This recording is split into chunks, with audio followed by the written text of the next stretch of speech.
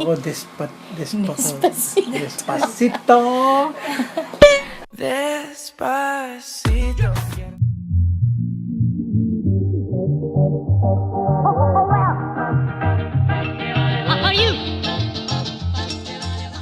I'm Garin. I'm Andy. This is my husband. We've been married for almost 30 years.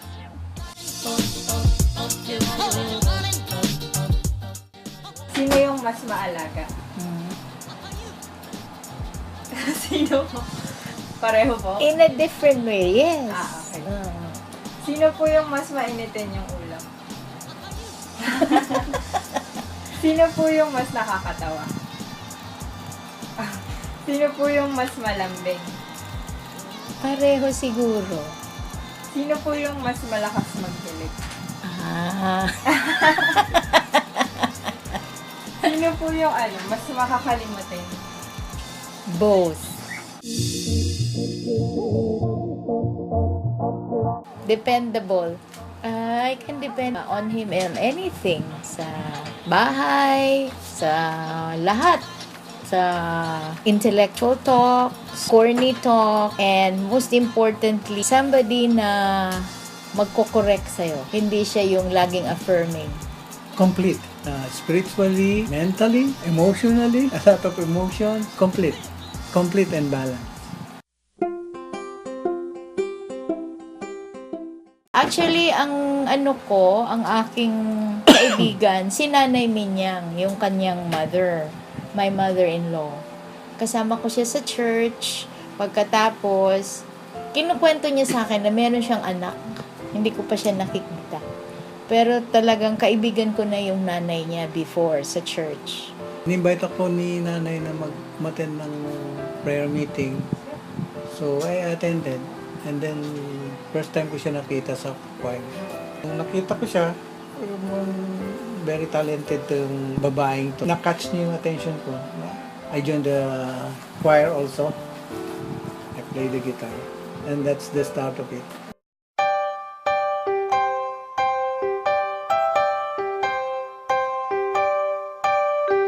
Sa akin, madali. Kasi I ask God. Sabi ko, Lord, ayokong tumandang dalaga kasi alam mo naman, ang mga tiyahin mo ay maraming matatandang dalaga at that time. So, sabi ko, before I graduate from college, I want to have a boyfriend who will be my partner for life. Tapos, nangingi ako ng sign, it all pointed to him. Kaya nung sinagot ko siya, alam ko, ako ready na siya. Not necessarily on that same date, but I know I'm ready to end up on a marriage with him. As a Christian, siyempre, we follow standard values. Siyempre, kailangan may trabaho pa. Kung gusto mo mag-asawa, kailangan may trabaho ka na, medyo stable ka na. Pero, yung stability kasi, at that early stage, hindi mo kagad yan eh. Kailangan you have to work harder. Pwede ba yun? Mag-asawa ka, kailangan may bahay ka na. Baka abutin ka ng 40 years old o 50 years old. Kasi sa hirap naman ng papatay ng bahay. So, nandun yung decision na you want to start. You want to take the responsibility with the partner. So, it comes. Dumadating yung panahon na, sige na, let's go, let's get married na. O, you take, sabihin na nating risk, kasi hindi pa naman masyadong stable. Although may trabaho, hindi pa rin ganun ka-stable. So, you take the risk together because you love each other. You are willing to take the risk and to start that married life with her. So, nandun yun. Ang maganda lang doon, ang foundation namin is church. Nakita kami sa church, nakakilala kami sa church. So, we are blessed and spiritually tied.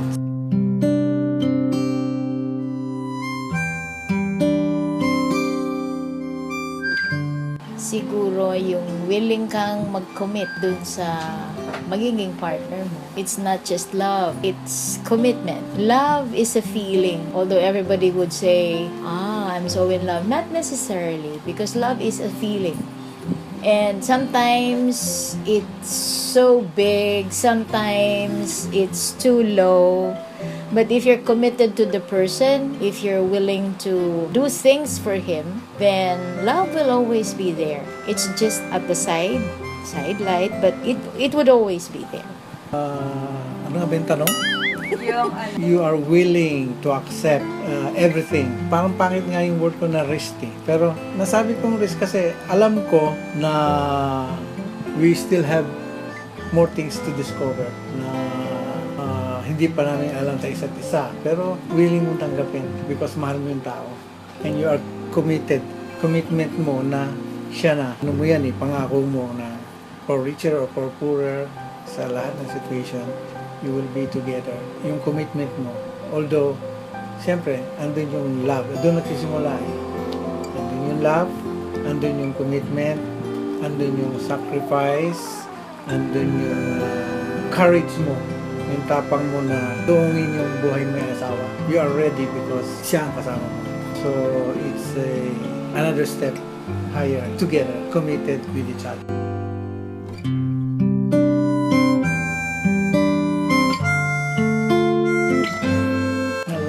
Kasi boyfriend, girlfriend, masaya. Married life, masaya. Malungkot, mahirap, everything. Complete na yun. Expect the unexpected. When you are married, it's already a test of commitment because you are not only for the two of you, you are now considering the family. And when you have a family, the more you should be committed because you have children. And these children will look up to you. So, mas mahirap yon kasi nung kami mag-boyfriend pa lang, magkulitan man kami, mag-away-away kami, it's just the two of us. Pero may mga bata ngayon. You have to be a model to them. Kami, as much as possible, we don't let our children know that we are fighting, we have some problems before. So, when we were starting, dun sa aming firstborn, si Fame, she doesn't necessarily have to know that we have some problems.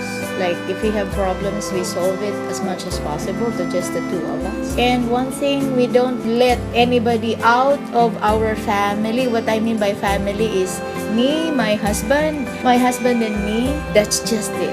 We don't talk to friends, our relatives. It's just us. So you just don't imagine how many problems we had, but we solved it together without disturbing anybody. So it's us.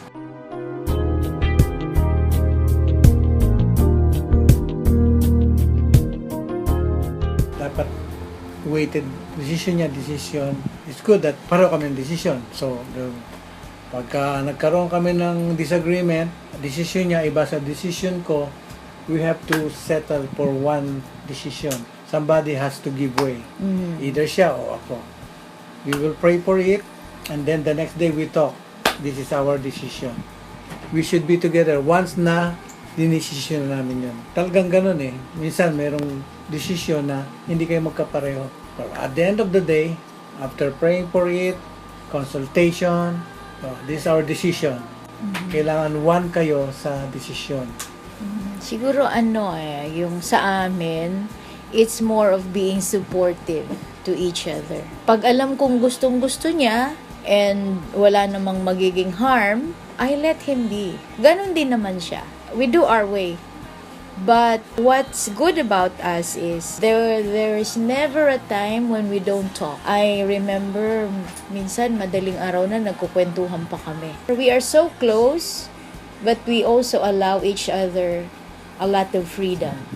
That's why I was able to pursue my career the same way as he was able to pursue his career kasi hindi nga kami ganon na. Tsaka pag umalis kami ng bahay as much as possible, for as long as we know each would be safe, okay na kami. We are not the type na tawag ng tawag, no. Talagang in a day's work, kanya yon. My work, ganon. But in the evening, we discuss.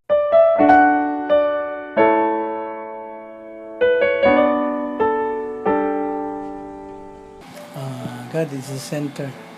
Diyan manggagaling yung guidance, protection, inspiration, courage. Sa kanya lahat manggagaling. Pag may isang bagay na itinaas mo sa Kanya, and you have the faith, and you have to believe na itinaas mo sa Kanya, you don't have to worry. That's it. It will be a yes for you or a no for you. It is good for you because you leave it up to God.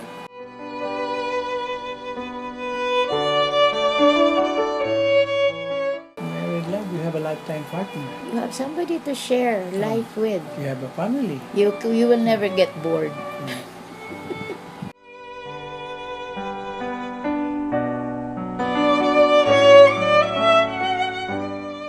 There is no perfect situation. There's no perfect relationship. God makes it perfect. Yun ang challenge. How would you adjust?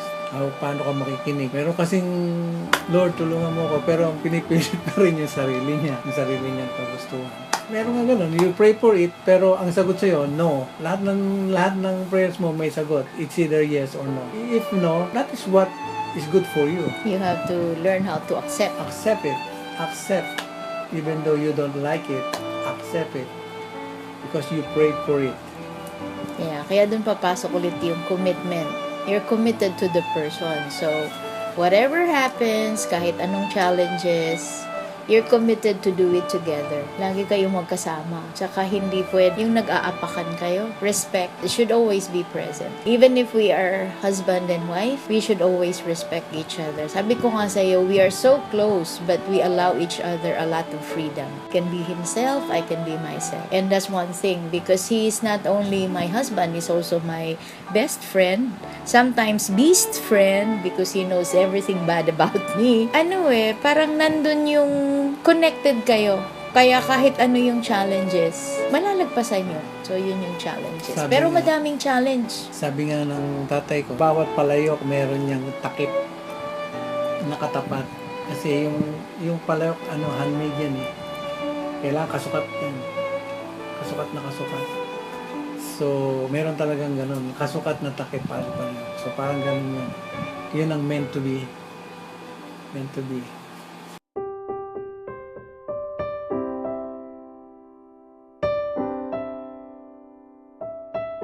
Love is feeling na masaya ka, in-accept mo, feeling na malungkot ka dahil na-reject mo. Total, love is not necessarily masaya. Meron din malungkot, masakit, pero makikita mo yung pag-ibig. Kagaya ng pag-ibig ni Lord sa atin, masakit. Send this son, nabatay, natako sa cross because mahal niya ang sanlibutan eh. Binigay niya yung anak niya sa atin. Sa 1 Corinthians, faith, hope, and love, the greatest of these is love. So, for as long as you have love, then you have everything. But love doesn't necessarily mean, as what my husband said, it doesn't necessarily mean it's so happy. It's not just being happy, because you will know how much you love the person once you get tested.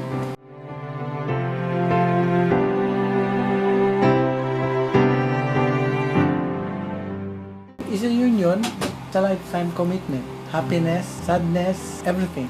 Because outside the marriage, you work because you are married. You do activities because it's for your family. Because you are already married, you don't have to do that. You do that because you are married. So everything goes within. It's like a box. You put in everything.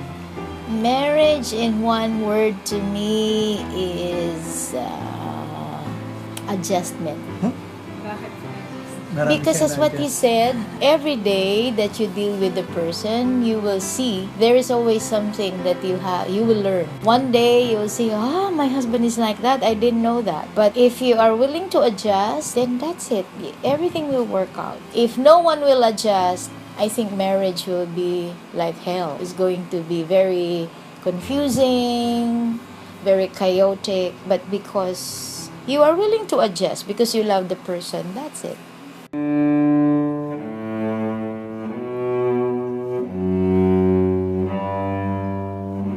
They should be ready. Ang nakikita ko lang ngayon, mostly of the young girlfriend and boyfriend, mas matapang na sila. Pero, they should know their responsibilities pagka maging mag-asawa na sila. Kasi iba yung pag mag-asawa na kayo. Hindi basta-basta. Sabi nga nila, parang kanin na susubo, pag napasok ka, iluluwa, hindi ganun. Andun yung pag-ibig yung accept it, do this, that you do not do before. Yun. Doon maano yung pag-ibig. Mahal ko kasi. Yung gano'n. Bakit ka pumayag? Mahal ko eh. Be very responsible and don't be too careful. When you probably say, parang ano yun, no? Opposite. Many people are very careful not to build a family. What do I mean by that? Okay lang yung relationship, boyfriend, girlfriend. That's what I learned in Korea. Many couples are too careful. They don't want to have children. They don't want to have a family because they think the responsibility is too big. But as what he said earlier, if you go back to his answer, if you wait for the time that you get married, if you have a house already, you have a good career, then marriage may not come to you. So, I think one is what we pointed out earlier on. If God is at the center, then go on, take the risk, but be responsible. Aside from commitment, responsibility is very important. The same way as I am responsible for my husband, he is also responsible for me. So that's it. So being too careful is also not that good. You enjoy less if you are too careful. What's important is whatever you do, you have to take the responsibility. And that is it. Meron ako niyan, yung what's the title of this song? Yung Love of my life. Love of my life. Lagi niyang kinakanta sa akin yun eh. You are the love of my life, and I'm so glad you found me. You are the love of my life, baby, put your arms around me. I guess this is how it feels when you finally find something real. My angel in the night, you are my love, the love of my life. Ano kasi hindi ko kaya hirap na ako kumanta. Yung sa inyo. Nako, ang dami kong kanta for your Uncle Andy. Dati from this moment on. Pero ngayon, meron akong kanta na dapat ginagawa ko yun sa video kaya lang di ko matapos-tapos. Sabi nga ni Faye, Mami, wow ha, ang cool mo ha. Yung Flying Without Wings ng Westlife. You are where my life begins and that's where you'll be in the end.